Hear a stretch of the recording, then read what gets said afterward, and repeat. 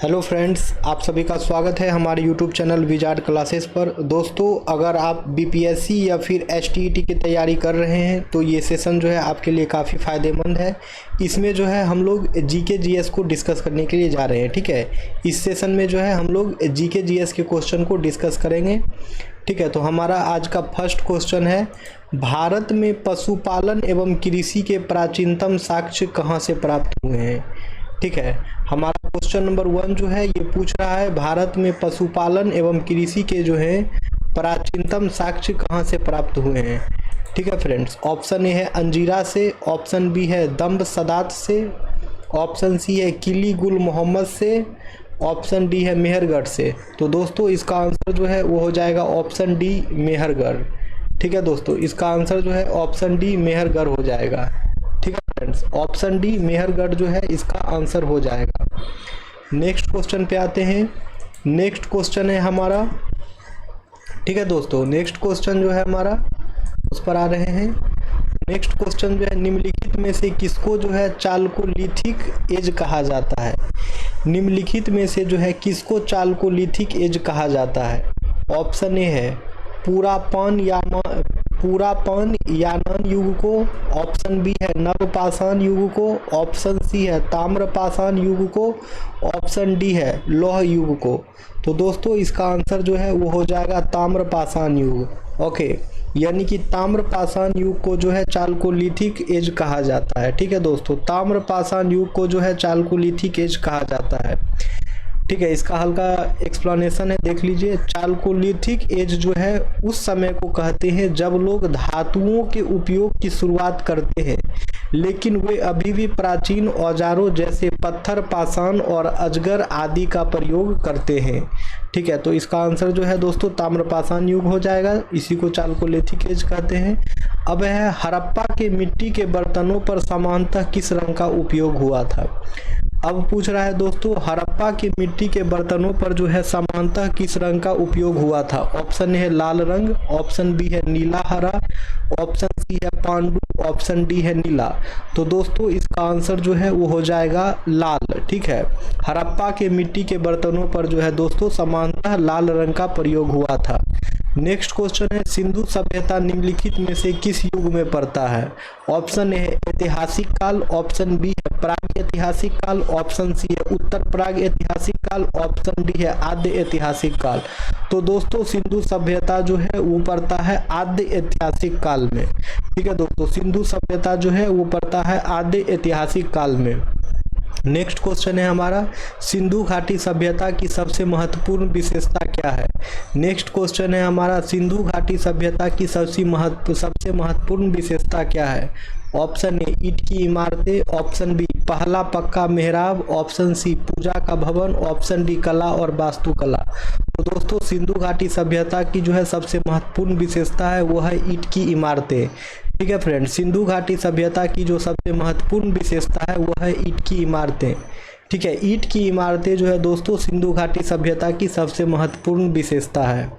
Next है, निम्नलिखित में से कौन सा जो है एक हड़प्पा का बंदरगाह है। निम्नलिखित में से जो है कौन एक हड़प्पा का बंदरगाह है। ऑप्शन ए है कालीबंगा, ऑप्शन बी है मोहनजोदड़ो, ऑप्शन सी है लोथल, ऑप्शन डी है इनमें से कोई नहीं। तो दोस्तों इसका आंसर हो जाएगा वो होगा लोथल। ठीक है, लोथल जो है हड़प्पा का एक बंदरगाह है। ठीक है, हड़प्पा के बंदरगाह को लोथल कहा जाता है। लोथल एक प्रमुख सिंधु घाटी सभ्यता का स्थल था और ये पश्चिमी भारतीय राज्य गुजरात के कच्छ जिले में स्थित है। लोथल के पास एक बड़ा बंदरगाह था जो व्यापार और व्यवसाय के लिए महत्वपूर्ण था। नेक्स्ट है, निम्नलिखित में से कौन सा हड़प्पा कालीन स्थल गुजरात में है। निम्नलिखित में से कौन सा हड़प्पा कालीन स्थल जो है गुजरात में है। ऑप्शन ए है लोथल, ऑप्शन बी है डाबरकोट, ऑप्शन सी है कालीबंगा, ऑप्शन डी है राखीगढ़ी। तो दोस्तों इसका आंसर जो है वो हो जाएगा लोथल। ठीक है, हड़प्पा कालीन स्थल जो है दोस्तों इन सभी ऑप्शन में जो है जो गुजरात में था उसका नाम है लोथल। ठीक है, हड़प्पा कालीन स्थल गुजरात में लोथल स्थित है। यह सिंधु घाटी सभ्यता का एक प्रमुख स्थल था जो कच्छ के किनारे पर स्थित है। लोथल एक महत्वपूर्ण वाणिज्यिक केंद्र था और यहाँ से सिंधु घाटी सभ्यता की व्यापारिक गतिविधियां का अच्छा सबूत मिला है। नेक्स्ट है, निम्नलिखित में से किस हड़प्पा कालीन स्थल से हल्का टेराकोटा प्राप्त हुआ है। निम्नलिखित में से किस हड़प्पाकालीन स्थल से जो है दोस्तों हल का टेराकोटा प्राप्त हुआ है? ऑप्शन ए है धौलावीरा, ऑप्शन बी है बनावली, ऑप्शन सी है हड़प्पा, ऑप्शन डी है लोथल। तो दोस्तों हल का टेराकोटा जो है वो प्राप्त हुआ है बनावली से। तो दोस्तों हल का टेराकोटा जो है वो प्राप्त हुआ है बनावली से। नेक्स्ट क्वेश्चन है निम्नलिखित में से किस हड़प्पा नगर में जूते हुए खेतों के निशान मिले हैं? निम्नलिखित में से किस हड़प्पा नगर में जो है जूते हुए खेतों के निशान मिले हैं? ऑप्शन ए है कालीबंगन, ऑप्शन बी है धौलावीरा, ऑप्शन सी है मोहनजोदड़ो, ऑप्शन डी है लोथल। तो दोस्तों इसका आंसर जो है वो हो जाएगा कालीबंगन। इसका आंसर जो है वो हो जाएगा कालीबंगन, यानी कि जूते हुए खेतों के निशान जो है हड़प्पा कालीन में कालीबंगन में पाया गया। ठीक है, जूते हुए खेतों के निशान जो है दोस्तों कालीबंगन में पाया गया है। ठीक है, नेक्स्ट है इसका डिस्कशन है हड़प्पा नगर में जूते हुए खेतों के निशान बनावली में मिले हैं। ठीक है, बनावली है, यहाँ कालीबंगन था, हटाइए। नेक्स्ट है इसका कालीबंगन है दोस्तों, इसका आंसर होगा। नेक्स्ट इधर आते हैं, निम्नलिखित में से कौन हड़प्पा और मोहनजोदड़ो की खुदाई से संबंधित नहीं था? निम्नलिखित में से कौन जो है हड़प्पा और मोहनजोदड़ो की खुदाई से संबंधित नहीं था? ऑप्शन ए है R D. Banerjee, option B K N. Dikshit, option C M S. Vats, option D V M. Smith. तो दोस्तों इसका आंसर जो है वो हो जाएगा वी.ए. स्मिथ। इसका आंसर जो है वो हो जाएगा बी.ए. स्मिथ, यानी कि बी.ए. स्मिथ जो है वो हड़प्पा और मोहनजोदड़ो की खुदाई से संबंधित नहीं थे। बाकी R D. Banerjee, K N. Dikshit, M S. Vats, ये सभी के सभी जो हैं हड़प्पा और मोहनजोदड़ो की खुदाई से संबंधित थे। नेक्स्ट है निम्नलिखित में से किस शिलालेख में 4 वैदिक देवताओं का उल्लेख उनके जन्म स्थान के रूप में किया गया है? निम्नलिखित में से किस शिलालेख में जो है 4 वैदिक देवताओं का उल्लेख उनके जन्म स्थान के रूप में किया गया है? ऑप्शन ए है बोगज कोई शिलालेख, ऑप्शन बी कास्ते शिलालेख, ऑप्शन सी मितानी शिलालेख, ऑप्शन डी इनमें से कोई नहीं। तो दोस्तों इसका आंसर जो है वो हो जाएगा बोगाज कोई शिलालेख। ठीक है, इसका आंसर हो जाएगा बोगाज कोई शिलालेख, यानी कि बोगाज कोई शिलालेख से जो है 4 वैदिक देवताओं का उल्लेख उनके जन्म स्थान के रूप में किया गया है। ठीक है, बोगाज कोई शिलालेख में 4 वैदिक देवताओं का उनके जन्म स्थान के रूप में उल्लेख किया गया है। इनमें 4 वैदिक देवताओं इंद्र, वरुण, मित्र, नासत्य का उल्लेख है, जो मध्य एशियाई सिद्धांत के रूप में उनके जन्म स्थान को साबित करता है। यह तुर्की में खोजा गया था। ठीक है दोस्तों, तो बोगाज कोई शिलालेख है जिसमें 4 वैदिक देवताओं का उल्लेख उनके जन्म स्थान के रूप में किया गया है।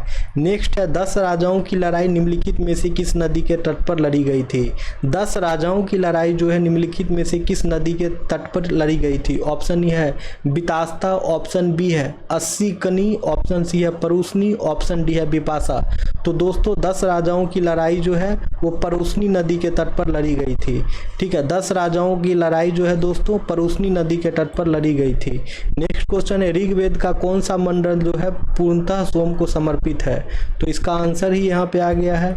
तो ठीक है, नवमा मंडल जो है ऋग्वेद का जो दोस्तों नवमा मंडल जो था ये जो है पूर्णतः सोम को समर्पित है। ठीक है, अब है ज्ञात्री मंत्र किस पुस्तक में मिलता है? ऑप्शन ए है चावार्क, ऑप्शन बी है ऋग्वेद, ऑप्शन सी है यजुर्वेद, ऑप्शन डी है इनमें से कोई नहीं। तो दोस्तों ज्ञात्री मंत्र जो है वो मिलता है ऋग्वेद से। ठीक है दोस्तों, ज्ञात्री मंत्र जो है वो मिलता है ऋग्वेद से। ज्ञात्री मंत्र ऋग्वेद के 3य मंडल में पाया जाता है। ठीक है, ज्ञात्री मंत्र जो है ऋग्वेद के 3य मंडल में पाया जाता है। इस मंत्र को ऋषि विश्वामित्र ने रचा था। यह मंत्र सूर्य देवता की प्रशंसा करता है और इसकी कृपा का आशीर्वाद मांगता है। ज्ञात्री में मंत्र एक प्रमुख वैदिक मंत्र है और उपासना में उपयोग किया जाता है। नेक्स्ट है निम्नलिखित में से किस भारतीय दर्शन ने परमाणु सिद्धांत का प्रतिपादन किया? निम्नलिखित में से किस भारतीय दर्शन ने परमाणु सिद्धांत का प्रतिपादन किया? ऑप्शन ए है योग, ऑप्शन बी है न्याय, ऑप्शन सी है सांख्य, ऑप्शन डी है वैशेषिक। तो दोस्तों इसका आंसर हो जाएगा वैशेषिक। ठीक है, वैशेषिक भारतीय दर्शन ने परमाणु सिद्धांत का प्रतिपादन किया था। ठीक है दोस्तों, तो चलिए आज का सेशन एंड करते हैं यहीं पे। अब जीके जीएस का क्लास रेगुलर चलेगी हमारे सेशन पे। ठीक है, तो 40 मार्क्स का जो भी जीके जीएस है उसके लिए टेंशन नहीं लेना है, इस चैनल पे कराया जाएगा। तो आप लोग हमारे चैनल से अवश्य जुड़े ताकि वीडियो का नोटिफिकेशन भी मिलता रहे। ओके फ्रेंड्स, चलिए तो सेशन को एंड करते हैं, फिर जो है हम लोग मिलेंगे नेक्स्ट वीडियो में। Okay friends, thank you everyone.